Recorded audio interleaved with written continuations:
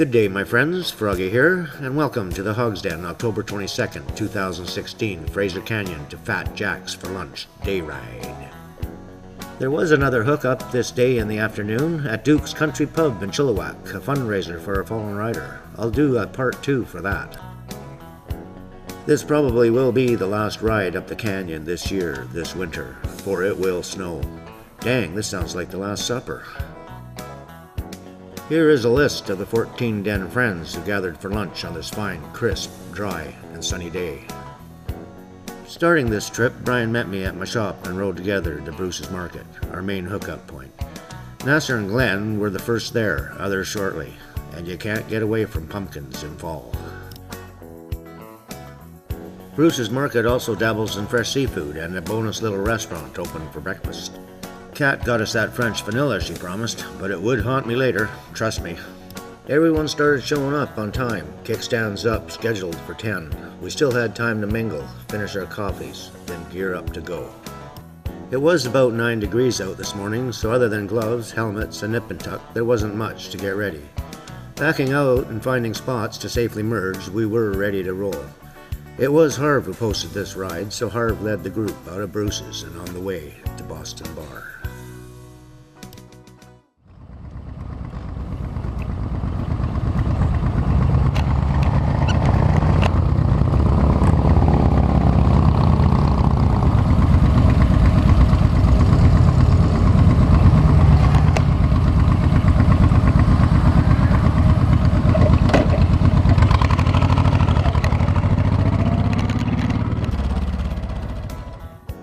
At the entrance or exit of Bruce's, depending on way of travel, Kat pulled out to stop the traffic, then Kurt joined her. It got us all out to the low-heat intersection as a group. I have to mention 2 den friends that didn't hook up at Bruce's, Farron and Q. Farron was out of town and leaving Kamloops in the morning. We all knew somewhere up the road Farron would join in. Sure enough, just past Silverdale, I see Farron pulling a Yui joining in behind me. Q is from Hope and would hook up at our Chevron top-up stop. Phil thought Mission Chevron for gas, which we do stop here a lot and at times is a hookup spot. Then we hear this.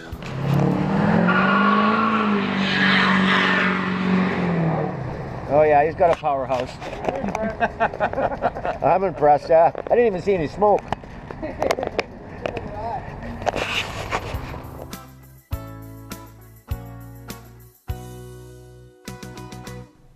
The rest of the group, of course, knew we stopped, and the safest place for them to pull over was the West Coast Express Yard along the Mission Bypass. Everybody together again, we hit the number 7, Low-Heat Highway. Approaching DeRoche, just 45 kilometers east of Maple Ridge, we passed by rows of red fall leaves from blueberry trees. Banking into and over the Nickerman Slough, a long branch off the Fraser that runs out, along and back in. Passing through the little DeRoche community by the general store, which reminds me of visiting my grandpa's general store way back when in Ebenezer, Saskatchewan. I've traveled this route many times, but like every season it brings something new. Rides in autumn are awesome and some of the best views to be had. There's a small window in time where the color of leaves are at their peak before aging and hitting the floor. The sun shines lower, shadows are longer, and fog comes and goes. Traveling this day, I think we nailed it, and unfortunately these scenes are missed by most. As we approached the Sasquatch Inn, Dave, Trucker 97, had to end his ride, doubling back, having other engagements. It was great to hook up and ride with Dave, even for a short time. Saddened he couldn't continue, but happy Dave joined in, coming this far.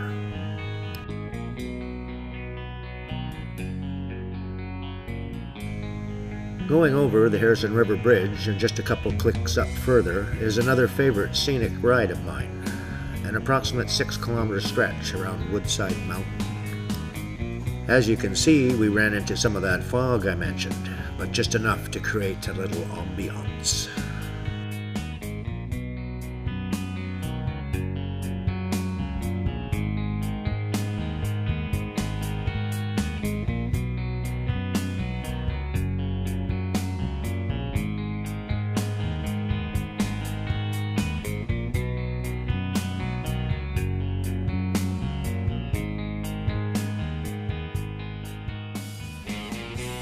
Nearing the end and down the cut off Woodside Mountain, entering Northside Fraser Valley's flat and farmland.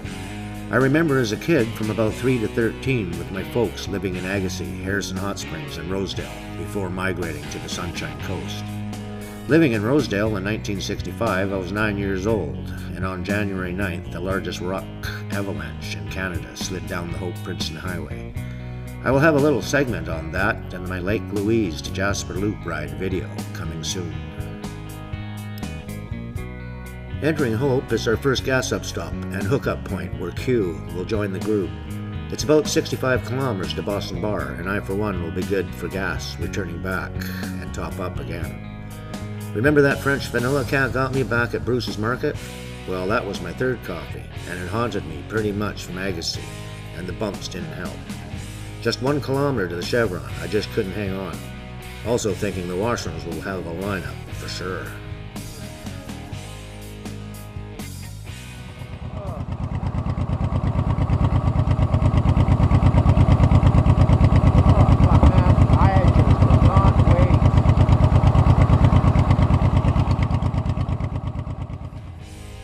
Here I am, Hope Chevron, a couple minutes behind. At least I didn't have to rush at 140, 160 to catch up. And to be honest with you, I don't think anybody really knew I was MIA for that brief moment in time. But they will if they watch this video. As some hover around the pumps, chit-chatting, waiting their turn, making sure no four-wheelers butt in, we can all top up quick. There's Brian taking his 49 panhead for a walk off to the side, passing the pump over to Harv. Finishing at the pump myself and pulling up beside Kat, Russ, and Nassar, I gotta say, unlike many, I have a flip phone somewhere inside my bike bag. I like to joke with folks that don't, but in a panic mode, jokes seem to fly overhead, like this time with Kat. Oh, do you have the internet? At home. Does anyone have the internet?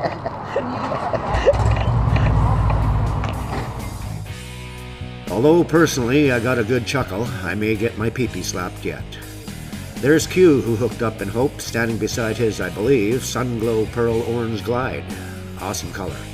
This completed the group's RSVP to Fat Jack's for lunch. We spent a good 30-40 minutes here. It was time to trundle on. Suddenly, I felt a little urge of hunger pop up. Not to ruin my awaiting biker's breakfast, I ran in and grabbed a pepperoni stick, stuck it in my mouth, and nibbled on it on the fly. It worked. Entering Yale is virtually what is considered the entrance to the Fraser Canyon. Although most of us have traveled this route many times, it's usually late spring into summer when the trees become totally green and blossoms blooming. Another beautiful change in tide. Like mentioned before, timing riding in fall with very few leaves on nature's floor is absolutely gorgeous within a small window of time. Riding through Yale and a bit beyond is one of my favorite stretches. If you notice, there was a pullout entering the Yale Tunnel. This is Lady Franklin Rock, where the Fraser is forced through a 164-foot slot. Definitely worth a 10 to 15 minute look-see. I love coming out of these tunnels, watching the clip while the GoPro gives a bluish tinge slowly adjusting back to natural life. Kind of a cool effect, I think. Before hitting Fat Jack's, I'm going to leave some clips running of the fall colors for which a portion of this trip is about, and into the ending of Leonard Skinner's Simple Man.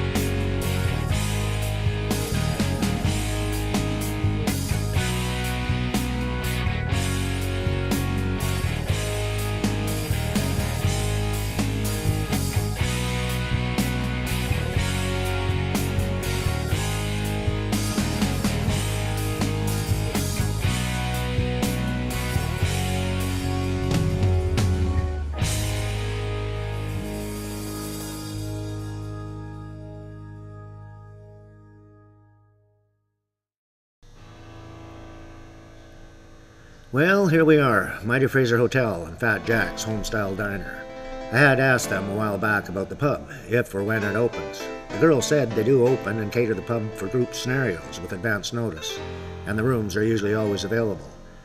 They also have a huge backyard with a rock fire pit next to the edge of the bank looking down along the Fraser and the railroad tracks below.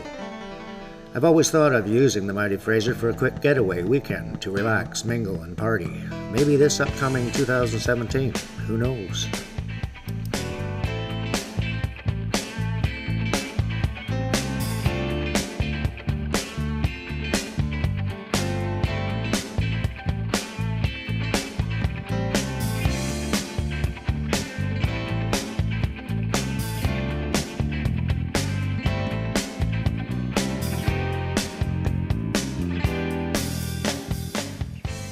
All the bikes tucked in a row now. It was nice not having any cars or trucks separating the pack in front. Kat announcing it was time for some group photos, and we were all ready, willing, and able to oblige. Standing in a row against Fat Jack's front window kind of looked like we were going to get patted down before entering the diner. It wasn't the case though. Before heading in, Farron and I watched Glenn playing with his drone. Gonna get me one of them suckers. Started looking at the Fathom 4. Couldn't get any files from Glenn, too big via email. I'm definitely ready for growlies, but being addicted and still screwing around with my cameras, I was the last to order. Here's some clips. There were these little tiny, and it was like, I stopped there and they connected